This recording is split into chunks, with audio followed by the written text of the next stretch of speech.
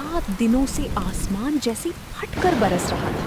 पूरा गांव पानी में डूबा हुआ था। पानी भर चुका था। कच्चे मकानों की दीवारें गलने लगी थी। मजदूरों के चूल्हे ठंडे पड़ चुके थे।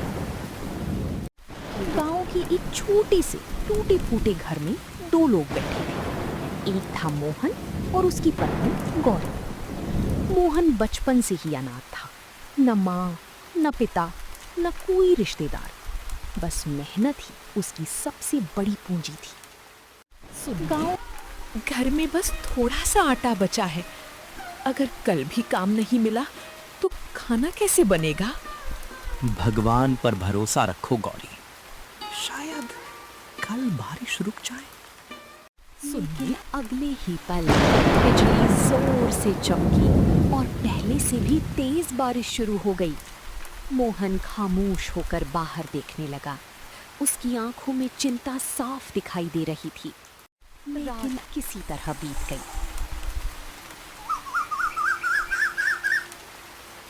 सुबह होते ही मोहन ने फैसला कर लिया। अब चाहे जितनी बारिश हो, मैं आज मजदूरी करने जरूर जाऊंगा। खाली बैठकर परिवार नहीं चलता। पुरानी बोरी अपने सिर पर रखकर मोहन तेज बारिश में निकल पड़ा। चारों तरफ पानी ही पानी था। कई जगह रास्ता टूट चुका था, लेकिन उसके कदम नहीं रुके। लगभग 1 घंटे बाद वो गांव के सबसे बड़े जमींदार ठाकुर रणवीर सिंह की हवेली पहुंचा। अरे मोहन, इतनी बारिश में क्या काम है? मालिक, सुना है गोदाम में मजदूरों की जरूरत है। मुझे काम दे दीजिए, बहुत मेहनत करूंगा। गांव वाले कहते हैं, तू जहां जाता है वहां मुसीबत साथ लेकर जाता है। फिर भी अगर काम करना है तो एक बात याद रखना, बारिश, बीमारी या कोई बहाना नहीं चलेगा। मोहन तुरंत गोदाम की ओर चल पड़ा, लेकिन वहां उसका स्वागत सम्मान से नहीं बल्कि तानों से हुआ। देखो, मनहूस आ गया। अब देखना, आज जरूर कुछ न कुछ गड़बड़ होगी। भाइयों, मैंने आपका क्या बिगाड़ा है? तेरा कसूर यही है कि तू अकेला पैदा हुआ, अनाथ है, तेरा कोई अपना नहीं। मोहन शब्द मोहन के दिल में तीर की तरह चुभ गए, लेकिन उसने किसी से बहस नहीं की। चुपचाप अपना काम करता रहा। पूरा दिन भीगते हुए भारी बोरियां उठाता रहा। शाम तक उसका शरीर कांपने लगा था, लेकिन हाथ में पहली मजदूरी देखकर उसके चेहरे पर हल्की मुस्कान आ गई।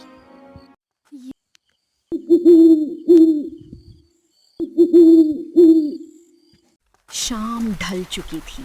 बारिश अभी भी लगातार हो रही थी। मोहन अपने मेहनत के पैसे कपड़े के एक पुराने थैले में बांधकर घर लौट रहा था। रास्ते में अचानक उसकी नजर एक पुराने बरगद के पेड़ पर पड़ी। पेड़ के नीचे एक युवक पूरी तरह भीगा हुआ खड़ा था। भाई, इतनी बारिश में यहाँ क्यों खड़े हो? मेरा नाम श्याम है। मैं शहर से आया था, लेकिन पुल टूट जाने की वजह से आगे नहीं जा सकता। काम की तलाश में निकला हूं। आज रात ठहरने की कोई जगह नहीं मिली। अगर तुम्हें बुरा ना लगे तो आज रात मेरे घर चलो। घर छोटा है, लेकिन दिल छोटा नहीं। आज के जमाने में कोई अनजान इंसान के लिए ऐसा नहीं सोचता। तुम सच में बहुत अच्छे हो। शाम धीरे धीरे चलते हुए मोहन के घर पहुंचे। गौरी उन्हें देखकर चौंक गई। ये कौन है? बारिश में फंस गए थे, आज हमारे मेहमान हैं। गौरी के चेहरे पर मुस्कान आ गई। गरीबी थी, लेकिन संस्कार अमीर थे।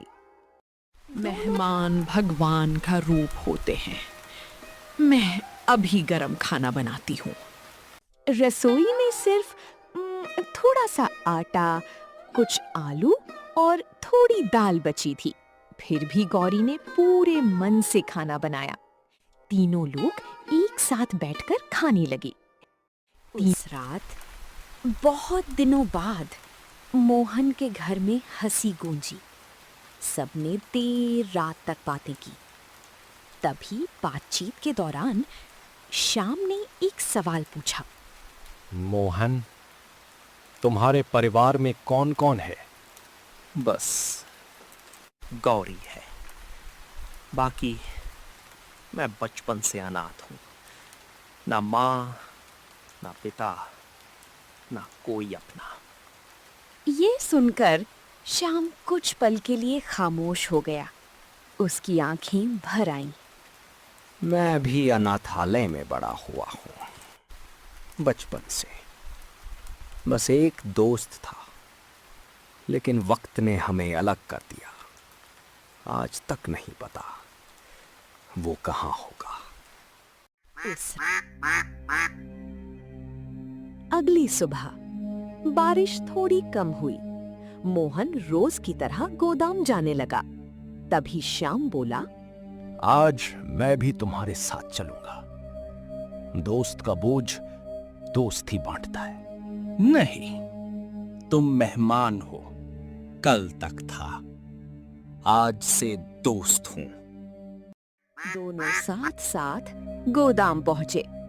लेकिन वहां गांव वालों की सोच आज भी नहीं बदली थी।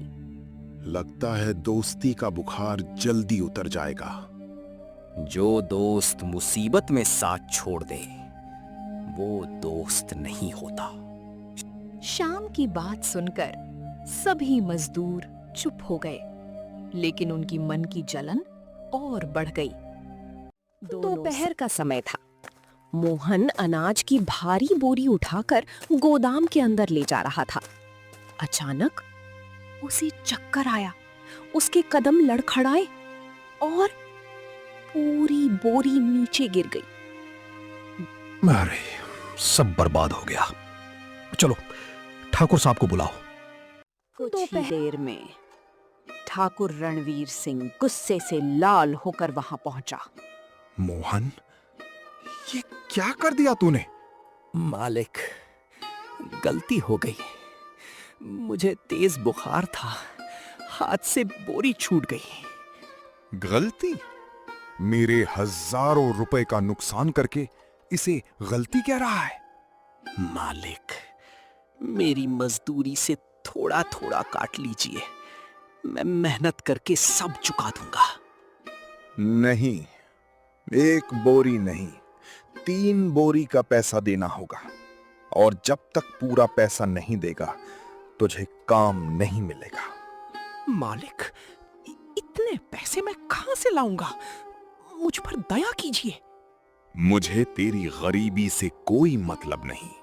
पैसे लेकर आ, वरना दोबारा मेरी हवेली के आसपास भी मत दिखना। कुछ ही देर क्या हुआ? आप इतने परेशान क्यों हैं? मोहन ने पूरी बात बता दी। गौरी की आंखों से भी आंसू बहने लगे।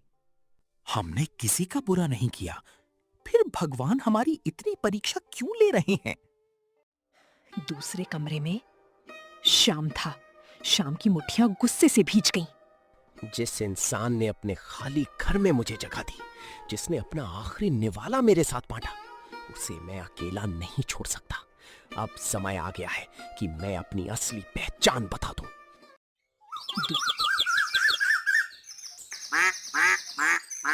सुबह जैसे ही बारिश रुकी, श्याम घर से बाहर निकला।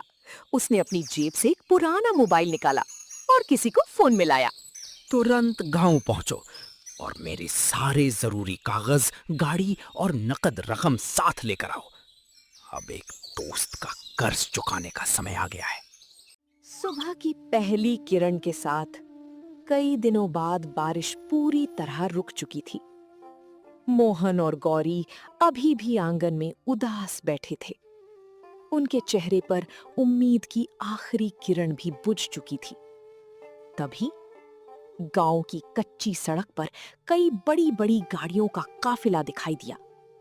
पूरा गांव हैरान रह गया। लगता है कोई बहुत बड़ा सेठ आया है। कुछ ही क्षणों में सभी गाड़ियां मोहन के छोटे से घर के सामने आकर रुक गईं। सूट बूट पहने कई कर्मचारी नीचे उतरे। नमस्ते मालिक। कुछ ही श्याम, ये लोग तुम्हें मालिक क्यों कह रहे हैं? क्योंकि मैं शहर की श्याम ट्रेडिंग कंपनी का मालिक हूं। सालों पहले मैं भी अनाथ था, छोटे मोटे काम करता था। धीरे धीरे मेहनत की और भगवान की कृपा से आज अपना व्यापार खड़ा कर पाया। तुमने इतनी बड़ी बात मुझसे छुपाई क्यों? अगर मैं पहले दिन ही अपनी पहचान बता देता तो शायद तुम मुझे मेहमान की तरह रखते, दोस्त की तरह नहीं। मैं इंसानियत देखना चाहता था और तुमने साबित कर दिया कि गरीब इंसान का दिल सबसे अमीर होता है। श्याम ने अपने कर्मचारियों को इशारा किया। उन्होंने एक बड़ा बैग मोहन के सामने रख दिया। इसमें उतने पैसे हैं जितने ठाकुर ने तुमसे मांगे थे, लेकिन ये पैसे दान नहीं है। ये एक दोस्त का विश्वास है ताकि तुम फिर से खड़े हो सको। श्याम और मोहन सीधा ठाकुर रणवीर सिंह की हवेली पहुंचे। पूरे गांव के लोग उनके पीछे पीछे चल पड़े। क्या हुआ? पैसे लेकर आया है? ये लो तुम्हारा पूरा पैसा, लेकिन याद रखना, गरीब होना गुनाह नहीं होता। गरीब का अपमान करना सबसे बड़ा गुनाह होता है। आज मैं तुम्हारा कर्ज चुका रहा हूं, लेकिन आज के बाद मैं कभी इस गोदाम में मजदूरी करने नहीं आऊंगा। अब मैं अपनी मेहनत अपने दोस्त के साथ अपने सपनों के लिए करूंगा। सब